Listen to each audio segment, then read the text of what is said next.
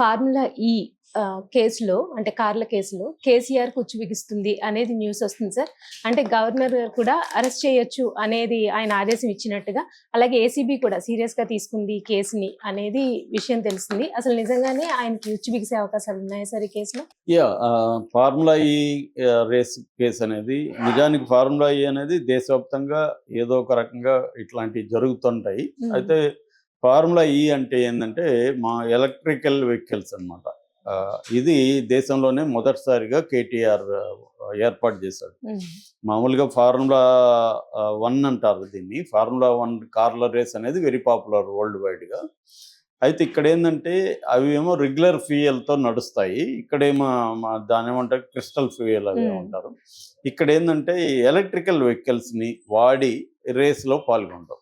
ఇది 2023లో చేశారు. మన నెక్లెస్ రోడ్ వైపుగా, నెక్లెస్ రోడ్ అంటే ఇది ఎన్టీఆర్ గార్డెన్ ఉంది కదా, ఆ రోడ్లో నెక్లెస్ రోడ్ అది, ఆ రోడ్లో చేశారనమాట. సో ఆ రోడ్లో దాదాపు 2 కిలోమీటర్ల 2.37 కిలోమీటర్ల దీంట్లో అది ఆ ట్రాక్ పెట్టి చేశారు. అది ఎందుకు చేస్తారు అంటే బ్రాండింగ్ అన్నమాట. అంటే సిటీకి ఒక బ్రాండ్ ఇమేజ్ని క్రియేట్ చేయడానికి అది ఇంటర్నేషనల్ ఈవెంట్. ఇంటర్నేషనల్ ఈవెంట్ చేస్తుంది. రీసెంట్గా కర్ణాటకలో కూడా చేశారు, సిద్ధరామయ్య ట్వీట్ కూడా చేశాడు. దాన్ని కూడా నిన్న కేటీఆర్ మీ కాంగ్రెస్ ప్రభుత్వం అక్కడ చేస్తే తప్పు కాదు, ఇక్కడ చేస్తే తప్పు అని కూడా అడిగాడు. అలాగా ఒక బ్రాండ్ ఇమేజ్ని హైదరాబాద్కి తీసుకురావడానికి కోసం ఆ రేస్ కండక్ట్ చేయడం అనేది జరిగింది. మనకు తెలుసు బీఆర్ఎస్ ప్రభుత్వంలో ఖచ్చితంగా హైదరాబాద్ని డెవలప్ చేశారు. కేటీఆర్కి కూడా ఆ పేరు వచ్చింది. హైదరాబాద్ సిటీలో ఫ్లైఓవర్స్ కావచ్చు, రోడ్స్ కావచ్చు, ఐకానిక్ బిల్డింగ్స్ కావచ్చు, ఇవన్నీ చేశారు ఖచ్చితంగా. అట్లాగే ఐటీ ఇండస్ట్రీ డెవలప్మెంట్ కావచ్చు, ఇవన్నీ. అందుకని మీకు ఎంతో తీవ్ర వ్యతిరేకత వచ్చిన కేసీఆర్కి తెలంగాణ వ్యాప్తంగా హైదరాబాద్ చుట్టుపక్కలే దాదాపు 28 సీట్లు రాగలిగాయంటే వాళ్ళు హైదరాబాద్ని డెవలప్ చేశారు అనేది అందరికీ అర్థమైంది. అందుకే సెటిలర్స్ అంతా కూడా ఆంధ్ర సెటిలర్స్, ముఖ్యంగా తెలుగుదేశాన్ని సపోర్ట్ చేసే సెటిలర్స్, రాష్ట్ర వ్యాప్తంగా కాంగ్రెస్ని సపోర్ట్ చేసిన ఇక్కడ మాత్రం హైదరాబాద్, గ్రేటర్ హైదరాబాద్ పరిధిలో బీఆర్ఎస్కే ఓట్లు వేశారు. ఎందుకంటే సెటిలర్స్కి, ఆంధ్ర వాళ్ళకి ఒక చిన్న సంఘటనలో కూడా ఎక్కడ గాయపడడం కానీ, వాళ్ళ ఆస్తులు ధ్వంసం కానీ ఎక్కడ జరగలేదు కేసీఆర్. అంటే సేఫ్గా ఉన్నారు వీళ్ళు, ఇంకా వాళ్ళకి కావాల్సినవి చేయగలిగారు వాళ్ళ వ్యాపారాలకి. సో ఆ కైండ్ ఆఫ్ డెవలప్మెంట్లో భాగంగా కేటీఆర్ దీన్ని తీసుకొచ్చారు. అయితే దీని మీద కేసు పెట్టారు ఆల్రెడీ. ఈ కేసులో ఏంటంటే దీంట్లో అనేక ప్లేయర్స్ ఇన్వాల్వ్ అయినాయి. అంటే ఈ కండక్ట్ చేయడం అనేది మామూలుగా federation of international automobiles, FIA అంటారు, ఇది కండక్ట్ చేస్తూ ఉంటుంది. దీంట్లో మామూలుగా మనకి ఎప్పుడైనా స్పాన్సర్షిప్లు జరుగుతుంటాయి ఇలాంటి ఈవెంట్లు జరిగినప్పుడు. అలాగే దీంట్లో కూడా గ్రీన్ కో అనే ఒక సంస్థ, తర్వాత ఎస్ నెక్స్ట్ జెన్ అనే సంస్థ, ఇలాంటివి ఇన్వాల్వ్ అయ్యారు. అక్కడ నెక్లెస్ రోడ్లో ఒక 11 ఎకరాల్లో దీనికి సంబంధించిన ప్రోగ్రామ్ ఏర్పాట్లు చేశారు. దాంతో ఫస్ట్ దాంట్లో ఏమో గ్రీన్ కో 150 కోట్లు, తర్వాత హైదరాబాద్ రేసింగ్ సొసైటీ లిమిటెడ్, ఇది గవర్నమెంట్ ఆధ్వర్యంలో నడుస్తుంది, వీళ్ళొక 30 కోట్లు, హెచ్ఎండిఏ హైదరాబాద్ మెట్రో ఇది డెవలప్మెంట్ అథారిటీ, వీళ్ళొక 20 కోట్లు ఇలాగా ఇచ్చారు. అయితే గ్రీన్ కో తప్పుకున్నాక ఇది మొత్తానికి జరిగింది. రెండోసారి చేద్దాం అనుకున్నారు. ఆ రెండోసారికి కూడా 55, అదేమో ఫస్ట్దేమో సీజన్ 9 చేసింది, సెకండ్దేమో సీజన్ 10. సీజన్ 10లో అడ్వాన్స్గా 55 కోట్లు ఇచ్చేశారు వీళ్ళకి. ఇది మేజర్ తప్పు అనమాట. అడ్వాన్స్గా ఇచ్చింది క్యాబినెట్లో డిస్కస్ చేయలేదు, ఆర్థిక శాఖ పర్మిషన్ తీసుకోలేదు. డైరెక్ట్గా మామూలుగా అయితే ఇది ముఖ్యమంత్రి ఆధ్వర్యంలో ఉండాలి, మున్సిపల్ శాఖ ముఖ్యమంత్రి చేయలేదు, కేటీఆర్ దీన్ని చేశాడు. సో దీనికి సంబంధించి అప్పట్లో హెచ్ఎండిఏ కమిషనర్గా ఉంటున్న అరవింద్ కుమార్ మీద కూడా కేసు పెట్టారు. అప్పుడు కూడా కేటీఆర్ అరవింద్ కుమార్ తప్పేం లేదు, నేను పెట్టమంటే సంతకం పెట్టాడు, ఇది నా తప్పే, ఒకవేళ తప్పు అయితే, కాబట్టి అరవింద్ కుమార్ ఏం లేదని కూడా కేటీఆర్ మాట్లాడాడు. సో ఇప్పుడు దీని మీద కేసు మామూలుగా అప్పుడు ఈయన మినిస్టర్గా ఉన్నాడు కాబట్టి ఈయన మీద అవినీతి సెక్షన్ మీద కేసు పెట్టాలి. మన చంద్రబాబు మీద కూడా అప్పుడు ఇదే పెట్టారు. అప్పుడు కూడా చంద్రబాబు గవర్నర్ పర్మిషన్ లేకుండా నన్ను అరెస్ట్ చేయడం టెక్నికల్గా కుదరదని చెప్పి సుప్రీంకోర్టు వరకు వెళ్ళాడు. అది ఇంకా పెండింగ్లో ఉంది.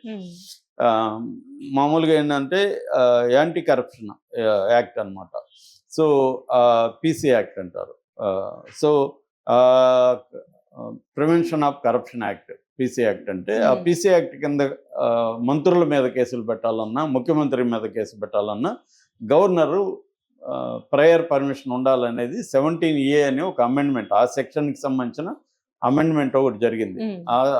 ఎందుకంటే ఎవరి మీద అంటే వాళ్ళ మీద కేసులు పెట్టేస్తున్నారు అని చెప్పి ఒక అమెండ్మెంట్ చేశారు. ఆ 17A ప్రకారం మంత్రి మీద, ఈయన మంత్రి కాబట్టి మంత్రి మీద పెట్టాలంటే గవర్నర్ పర్మిషన్ ఉంది. అందుకని రేవంత్ రెడ్డి చాలా హుషారుగా జగన్ చేసిన తప్పు చేయకుండా రేవంత్ రెడ్డి ఏం చేశాడంటే గవర్నర్ పర్మిషన్ కోసం లెటర్ పెట్టారు. గవర్నర్ జిష్ణుదేవ్ వర్మ ఆయన కొంత టైం తీసుకొని లీగల్ ఒపీనియన్స్ తీసుకొని, అంటే గవర్నర్ పర్మిషన్ ఇవ్వచ్చా లేదా, దీంట్లో నిజంగా ప్రైమా ఫేసి ఎవిడెన్స్ ఉందా ఈ కేసులో, ఇవన్నీ ఆయన చెక్ చేసుకొని పర్మిషన్ ఇచ్చేశారు. పర్మిషన్ ఇచ్చేసరికి చకచక వేగం అందుకునింది. సో మన సిఎస్ శాంతకుమారి ఏసీబీకి లెటర్ రాశారు, దీంట్లో మీరు ఇన్వాల్వ్ కండి, దీన్ని టేకప్ చేయండి అని.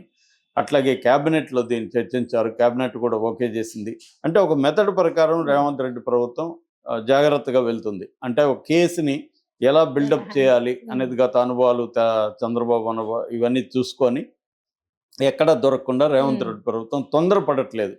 అంటే మనం వచ్చిందే వాళ్ళని లోపలేసేయాలనేది కాకుండా ఒకసారి అరెస్ట్ చేస్తే అది వాటర్ టైట్ కేసు అని, అలాంటి టైట్గా ఉండాలి కేసు అనేది జాగ్రత్తగా చూసుకుంటూ రేవంత్ రెడ్డి ప్రభుత్వం వెళ్తుంది. ఎక్కడ ఎమోషనల్ డామినేట్ చేయకుండా, అంటే వాళ్ళకి మీద కసి ఉండొచ్చు, రేవంత్ రెడ్డికి పర్సనల్గా ఉండొచ్చు, కాంగ్రెస్ పార్టీకి ఉండొచ్చు. ఎందుకంటే 10 ఏళ్ళు వీళ్ళు వాళ్ళని వేధించారు.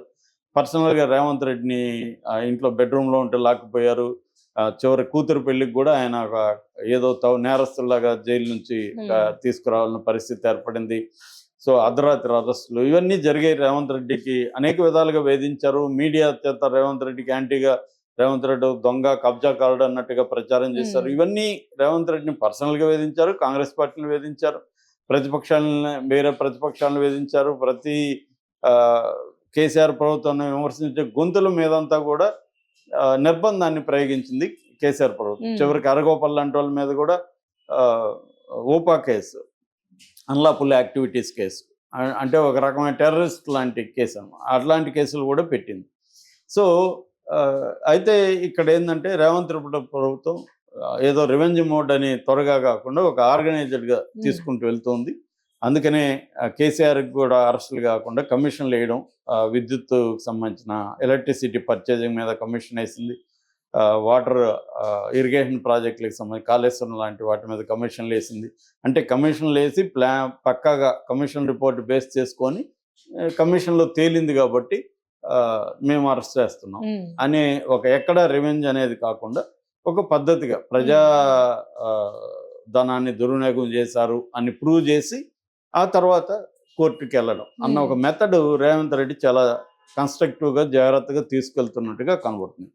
అలాగే ఇప్పుడు కేటీఆర్ కూడా ఈ కేసులో ఖచ్చితంగా అరెస్ట్ అయ్యే అవకాశం ఉంది. రెండోది, ఒకసారి ఇప్పుడు డబ్బులు అనేవి ఇన్వాల్వ్ అయితే డబ్బులు అనేవి లాండ్రీ జరుగుతుంది. లాండ్రీ అంటే క్లీనింగ్, మనకు తెలుసు. లాండ్రీ అంటే క్లీన్, మనీ లాండరింగ్ అంటే డర్టీ మనీని క్లీన్ చేయడాన్ని మనీ లాండరింగ్ అంటారు. దీని మీద PMLA, prevention of money laundering case. So PMLA చట్టం అనేది వెరీ స్ట్రాంగ్ అనమాట. దాంట్లో సపరేట్ క్లాజెస్ ఉంటాయి. బెయిల్ అంత ఈజీగా ఇవ్వరు. బెయిల్ ఇవ్వాలంటే ట్విన్ కండిషన్స్ ఉంటాయి. పిఎంఎల్ఏ 45 సెక్షన్ ప్రకారం ఒక వ్యక్తికి బెయిల్ ఇవ్వాలంటే ఆ వ్యక్తి నేరం చేయలేదని జడ్జి నమ్మాలి, ఈ వ్యక్తికి బెయిల్ ఇస్తే మళ్ళీ నేరం చేయడాన్ని కూడా జడ్జి నమ్మాలి.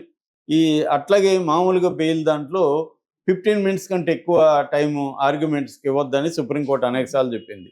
కానీ పిఎంఎల్ఏ చట్టం కింద 2 రోజులు కూడా పబ్లిక్ ప్రాసిక్యూటర్ ఆర్గ్యూ చేయొచ్చు. కాబట్టి వెరీ వెరీ డిఫికల్ట్. బెయిల్ ఇవ్వాలనుకున్నా కోర్టులు ఇవ్వలేని ఒక కండిషన్స్ ఆ పిఎంఎల్ఏ చట్టంలో ఉంటాయి. అందుకని ఇప్పుడు రేవంత్ రెడ్డి ప్లాన్డ్గా ఈడీని దించే ప్లాన్లో కూడా ఉన్నాడు. అంటే ఏసీబీలో ఈయనకేమన్నా బెయిల్ వచ్చేస్తే త్వరగా బయటకు వస్తాడు కాబట్టి ఈడీలో ED, పిఎంఎల్ఏ ఉమ్. కవిత కూడా పిఎంఎల్ఏ కిందనే ఆమె 6 నెలల జైల్లో ఉంది. కాబట్టి అదే మెథడ్ లో రేవంత్ రెడ్డి ఒక ఆర్గనైజ్డ్ గా ప్లాన్డ్ గా వెళ్తున్నట్టుగా కనబడుతుంది. సో అందువల్ల